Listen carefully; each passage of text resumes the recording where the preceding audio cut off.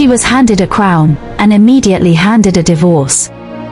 Crown. The nobles thought Georgia needed a king. What they got instead was the most feared ruler in the entire medieval world. And she did it all, in a dress. Want more videos like this? Don't forget to subscribe, like and drop a review. In the age when the world was young and the mountains still remembered the footsteps of giants, there sat a kingdom at the crossroads of everything. Georgia. Not the Georgia of peaches and American football, no, no. The Georgia of dragons, of warrior saints, of wine older than most empires and warriors fiercer than most legends. And at the heart of this kingdom, behind walls thick enough to embarrass a mountain, a child was born who would one day make even the mountains pay attention. The kingdom of Georgia in 1160 sat like a jewel on a knife's edge. Surrounded by powerful Muslim empires, the Seljuk Turks to the south, ambitious sultans to the east, Georgia had survived by a combination of mountain geography, fierce warriors, and an unshakable Christian faith. But surviving and thriving are two very different things. One of those things was about to change, dramatically. This is Tamar. She was 8 years old the first time she sat in the throne room, and historians note, with only mild exaggeration, that the throne room already felt smaller in her presence. She watched everything. The ambassadors, the generals, the priests. She listened to how her father managed them, how he bent, when he held firm, and when he compromised. She was learning the most complicated instrument ever invented, the art of ruling, before most children had learned to tie their shoes. Which, granted, in medieval Georgia mostly meant sandal straps, but the principle stands. She could not yet lift the sword. But she was already learning when not to need one. Her mother, Berdukan, died when Tamar was still young. The palace grew quieter after that. But Tamar's eyes grew sharper. Grief has a way of accelerating certain kinds of wisdom. In 1178, King George III did something that, by the standards of 12th century politics, was either brilliant or completely insane. He named his daughter Tamar as co-ruler of Georgia. Not a decorative co-ruler. Not a stand next to the throne and look royal co-ruler. A real one. The kind with actual power. The Georgian nobility, a group of men whose relationship with the concept of female authority was, let's say, complicated, reacted with the enthusiasm one might expect. They were not thrilled. Tamar watched them panic. And she learned their weaknesses from their panic. A lesson she would use repeatedly for the next 35 years. When King George III died in 1184, Tamar was 24 years old. The throne of Georgia fell to her, completely, entirely, alone. And the wolves, who had been waiting very patiently, began to circle. The crown of Georgia weighed, by historical accounts, approximately 4 kilograms. That is the weight of a small cat, or a large book, or the entirety of medieval Georgia's expectations for a woman who had no business, in the minds of many, sitting where she now sat today. Tamar wore it like she had been born with it on her head. Because in every way that mattered, she had been. It took less than a year. The noble lords of Georgia, the Didybalni, had decided that a young queen, no matter how talented, needed managing.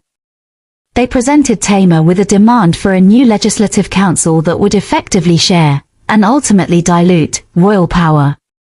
It was, by any measure, a bold move. It was also, by any measure, a mistake. Historians who study Tamar's political career note a recurring pattern. When she was most in danger, she became most composed. When others expected panic, she delivered precision. What happened next demonstrated this with spectacular clarity. Tamar had read her Sun Tzu, or at least the Georgian equivalent. She did not confront the rebel lords head-on. She outflanked them. She secured the church. She secured the army. She secured the merchants. By the time the noble lords realized what was happening, they were surrounded, not by soldiers, but by legitimacy. And legitimacy, wielded correctly, is more powerful than any army. Tamar had crushed her first rebellion without spilling a drop of blood. The nobles who expected a naive young queen discovered something unsettling. They had made the most dangerous kind of enemy. One who was smarter than they were, and patient enough to prove it. With the rebellion neutralized, the nobles moved to their next favorite strategy for controlling a female ruler, marriage. Because nothing says, "We respect your authority," quite like, "But have you considered letting a man handle it?" The proposals arrived from across the known world, Byzantine princes, German lords, various Armenian nobles. Each accompanied by a portrait that, Tamar noted privately, bore only theoretical resemblance to the actual person. The portraits were, diplomatically speaking, optimistic. And so, in 1185, Tamar married Yuri Bogolyubsky, a Russian prince. He was, by all accounts, physically impressive, militarily capable, and catastrophically unsuitable for the role of King of Georgia. His reign as consort lasted approximately 2 years, which is roughly 2 years longer than Tamar's patience for his behavior. Yuri was what historians sometimes call colorful. He drank enthusiastically. He argued with the clergy, which in medieval Georgia was approximately as wise as arguing with gravity. He attempted to involve himself in military decisions with the confidence of a man who had confused being large with being strategic. Tamar bore this with the patience of a woman who was very, very carefully counting to some very, very high number. In 1187, Tamar divorced Yuri. This was, to put it mildly, unprecedented. Divorce was essentially impossible in medieval Christian Georgia. The fact that Tamar achieved it speaks either to the extraordinary severity of Yuri's misconduct, or to the extraordinary thoroughness of Tamar's political preparation. Probably both.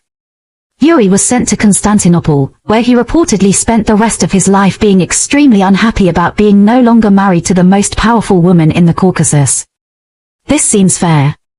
There was, as always, quite a lot. In 1189, Tamar married for the second time, and this time, she chose. David Soslan was an Alanic prince who had been raised at the Georgian court, which meant he already understood what it meant to exist in Tamar's orbit. He was militarily gifted, personally brave, and, crucially, apparently possessed the rare wisdom to understand that being the husband of Tamar the Great meant supporting Tamar the Great. The chronicles describe him as genuinely devoted to her. They would rule together, in the truest sense, for 20 years. This was not a political arrangement wearing the mask of affection.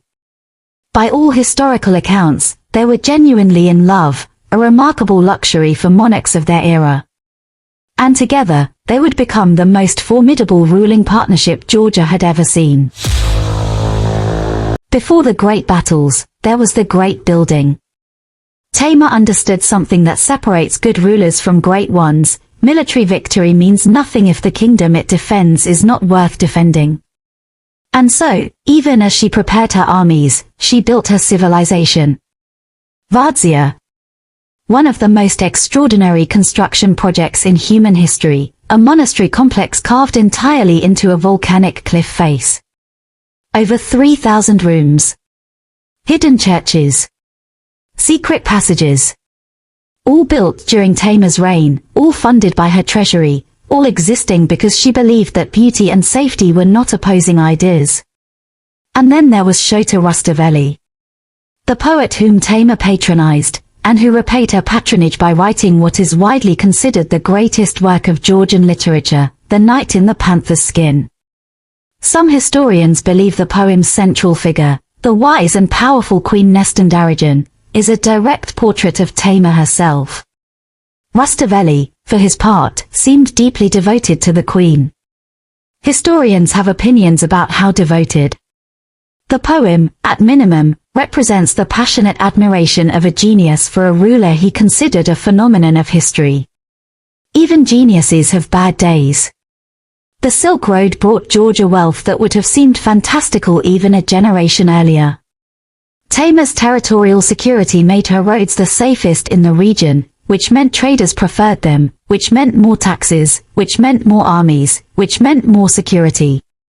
She had created a virtuous cycle of prosperity that her enemies would spend decades trying to interrupt. 1195, everything changes. Abu Bakr, the elder Ghuzid ruler of Azerbaijan, assembled an army of tens of thousands, some chronicles say 50,000, and marched on Georgia with one stated intention, to end it. He sent Tamar a letter before battle. It was not a polite letter. It reportedly suggested, with various diplomatic flourishes, that she surrender immediately, convert to Islam, and submit to his authority, or else he would do things to Georgia that made experienced generals wince to read. Tamar listened to the letter read aloud. She was quiet for a very long moment. Then she asked what the current status of the army was. Not her next steps. Not her plan. Simply, the army's status. Because she had already decided. The Georgian army that marched south was not simply David Soslan's army. It was Tamar's army, trained under her oversight, equipped with her treasury, following a strategy she had reviewed and approved. In later centuries, people would sometimes suggest that David Soslan was the real military genius and Tamar was merely the inspiring figurehead. These people had, perhaps, not read the primary sources carefully enough. The night before battle is its own particular kind of eternity. Every soldier who has ever stood on the eve of a fight they might not survive knows this particular darkness, when the mind travels to everything that might be lost, and the heart argues back with everything worth fighting for.